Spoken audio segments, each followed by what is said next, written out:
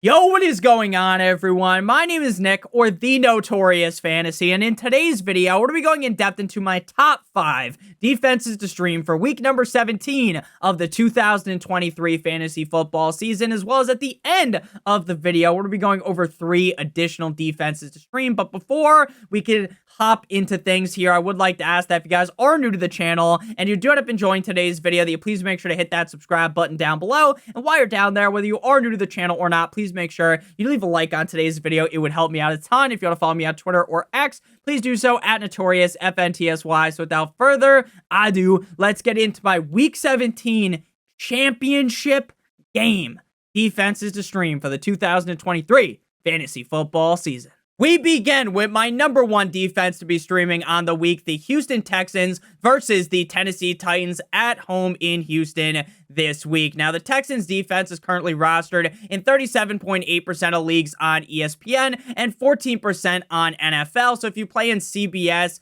Yahoo, Sleeper, any of those other fantasy football platforms, then the rostership percentage is going to be slightly different, though I will note in some cases there could be a drastic difference from website to website. So Houston Texans versus the Tennessee Titans. Now, the Houston Texans defense has some dogs on it. They have some solid players, but as a whole on the season, they haven't been the most consistent defense in the NFL, right? They are far from one of the best defenses in the NFL. But a crucial part in understanding why you want to stream a certain defense's fantasy football is that you are looking at their opponent. I think the Houston Texans have a relatively solid defense. Again, they're not world beaters by any means. This isn't the fucking 85 Bears we're talking about here, but this is a defense that is very good, can put pressure on a quarterback, and I think this week, Will Levis will be out again, so we're going to be getting the Texans defense with a defensive guru as a head coach up against a team that takes a lot of sacks here, right? And I think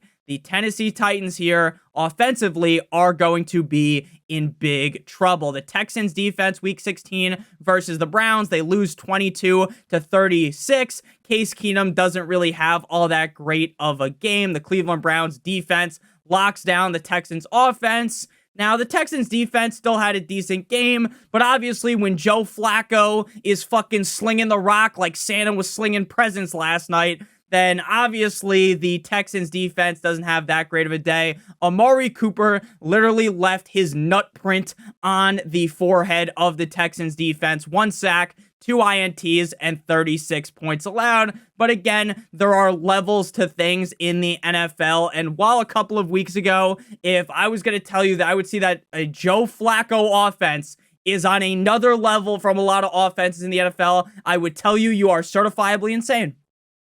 But it's week 17, and Joe Flacco is once again elite. So the Seahawks defense, week 16 at the Tennessee Titans. The Seahawks win 20-17. 6 sacks for the Seahawks defense, 17 points allowed. So I think the Texans defense is a very safe defense to stream on the week with some pretty decent upside if they're able to maybe get a fumble, interception, or a pick 6. I think they're going to get 5+ sacks in this game. I really do. And I think that the Texans defense is going to end up being one of the best defenses to have for week number 17. At number 2, we got the Los Angeles Rams at the New York Football Giants in MetLife. 27.8% rostered on ESPN, 8.9% rostered on NFL. Now, the Rams defense, week 16 versus the Saints. This was a defense that I definitely liked.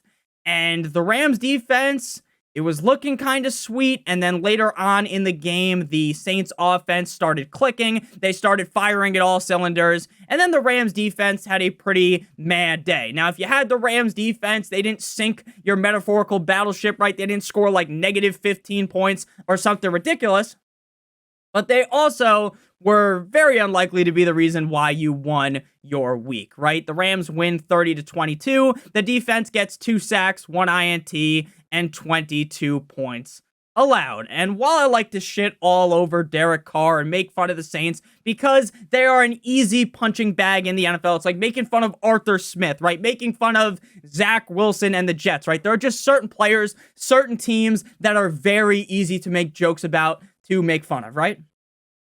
The Giants are another one of those teams that are easy to make fun of. Now, the Giants play the Eagles today, so we don't have their Eagles defensive stats from week 16 to talk about. So we got to go back to week 15 for their opponent's defensive stats. In that game, interestingly enough, the Saints were involved, and the Saints defense going up against the Giants. This is a Saints defense that has been very underwhelming this season, and they looked like amazing. They looked like some A1 steak sauce. They win 24-6, 7 sacks, 6 points allowed in that game for the Saints defense. Now, in any given game, I feel like maybe the Passon Paisan, Tommy Cutlets could have a decent game. So I'm not saying that Tommy DeVito is some bottom of the barrel fucking shit stain quarterback, right? Because he's okay, right? He's not amazing. He's fine. But I think with Aaron Donald and with how bad this Giants offensive line has looked at points in this season, I think Aaron Donald is going to get home a lot. I think this Rams defense is going to look very, very good this game. And again, this is a Rams defense that's been pretty meh this season, but the Giants can make even the worst defense in the NFL look amazing. So the Rams are my number 2 defense to stream on the week. At number 3, we got the Denver Broncos versus the Los Angeles Chargers. 36.8% rostered on ESPN, 26.1% rostered on NFL. Now, this is a week, as you guys can tell through 3 defenses already. I know we haven't talked about the Broncos too much. There isn't the best pickings in week 17 for defenses to stream. Unless maybe a couple of weeks ago you picked up defenses based upon certain matchups for week 17, right? You looked really far in advance, or maybe you were just riding one of these hot defenses that I like this week. There's kind of slim pickings. So this is not to necessarily insult the Denver Broncos defense that ended up not playing the best up against Bailey Zappi the Zappinator last week. They were all right, but I am at least partially worried about the Chargers because the Chargers are playing like a team with nothing to lose, which is exactly what they needed to do to potentially beat the Bills last week. They fire Brandon Staley, right? They send him off the metaphorical fucking walking plank, right? Or walk the plank, right? Like a fucking pirate Johnny Depp, Captain Jack Sparrow type deal, right? And now the Chargers with a new head coach, they appear to not necessarily be fully resuscitated, right? They didn't fully shock them back to life, but there's still at least an ounce of care now in this offense, right? We saw the Chargers get bent over a fucking table by the Raiders a couple weeks ago, right? Not a couple weeks ago. That was just 2 weeks ago, right? The Raiders absolutely bukkakied them. Aiden O'Connell was out there like Oprah Winfrey. You get a touchdown. You get a touchdown. You all get a touchdown. Everyone got a fucking touchdown, right? Everyone.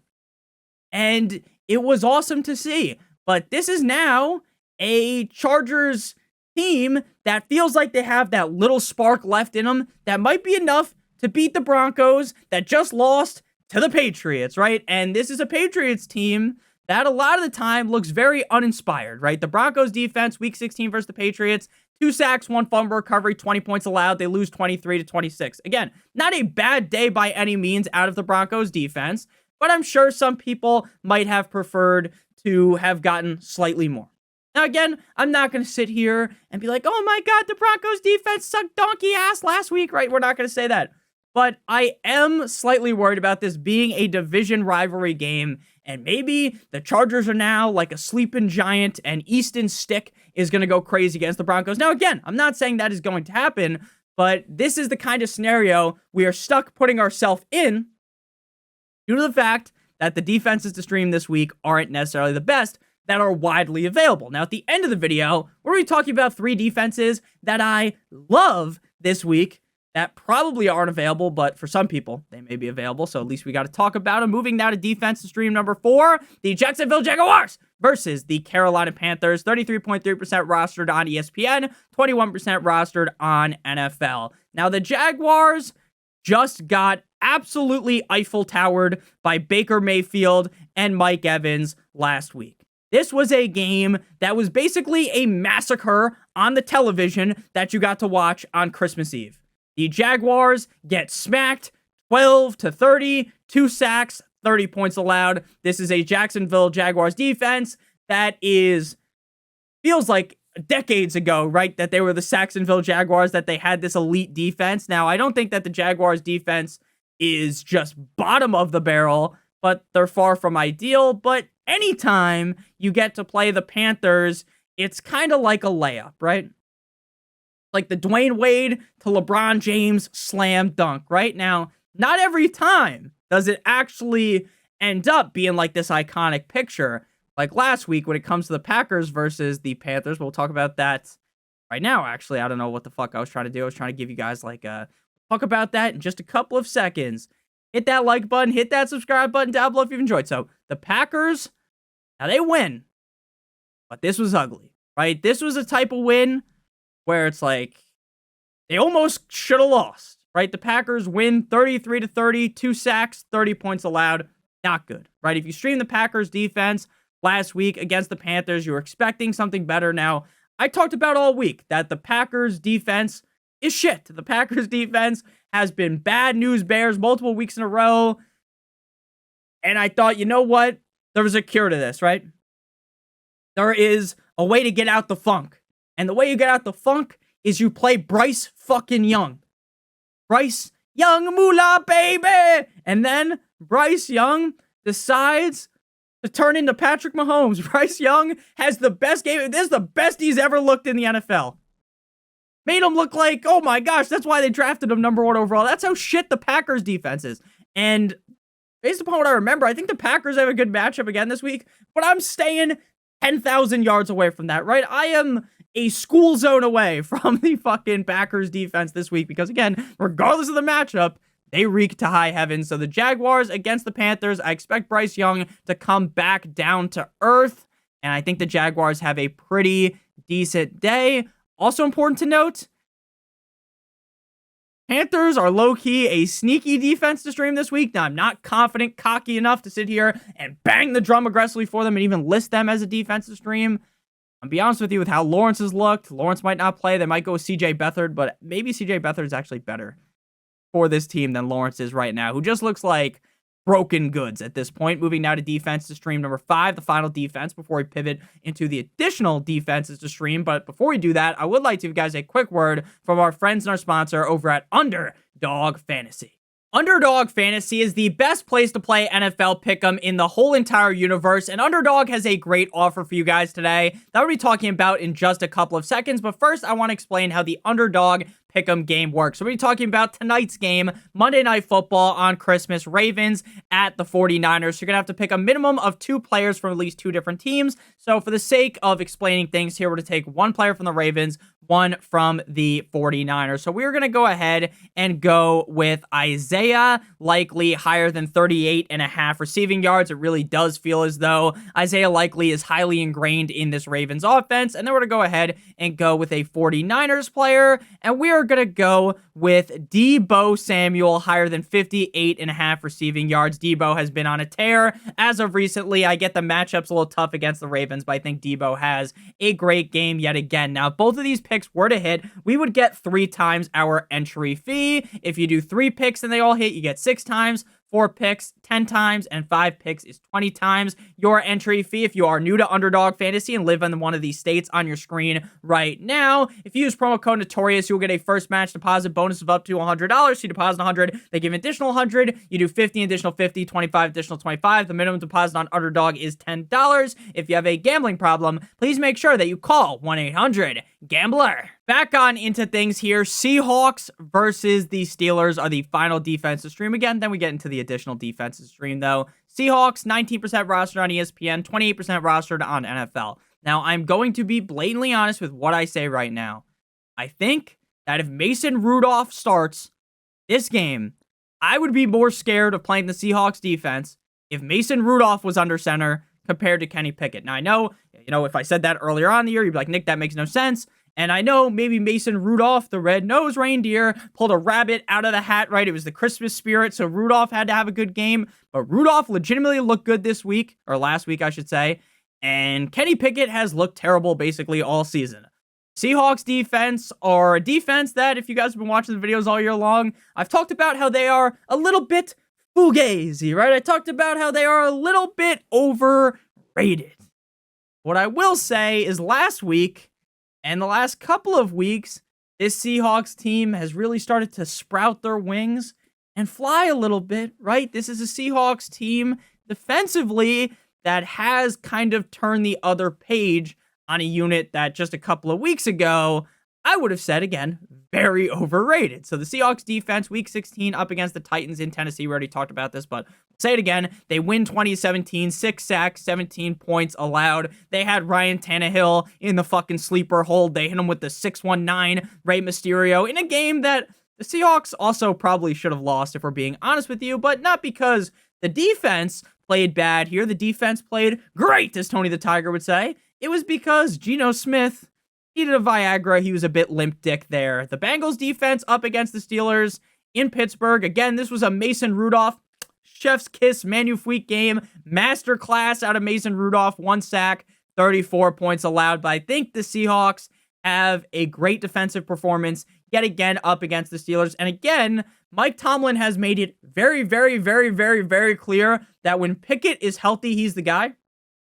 So, assuming Pickett plays again, sometimes making an assumption makes an ass out of you and me. If Pickett was to play, I definitely like the Seahawks defense this week. Now we move into the additional defenses. Now, these aren't additional defenses like, oh, if you're stuck in a real pickle, you can stream these guys, because all 5 of those defense, realistically, if you can't get one of those defenses, then people in your league are holding 2 to 3 defenses. Everyone's holding 2 to 3 defenses, so you wouldn't even be able to stream anyways, right? Because the rostership percentage for all of those players is under 30, or for all the defenses is under 40%. So you should be able to get those. So these are just the ones that are actually better than the ones we talked about, but there is a very low chance that they are still available in week 17 for you to pick them up. Now, if you can get the Browns against the Jets, the Browns have one of the best defense in the NFL. The Jets have the worst offense in the NFL. It is basically a no-brainer to pick up the Cleveland Browns if they were available, because whether it's Trevor Siemian or Zach Wilson,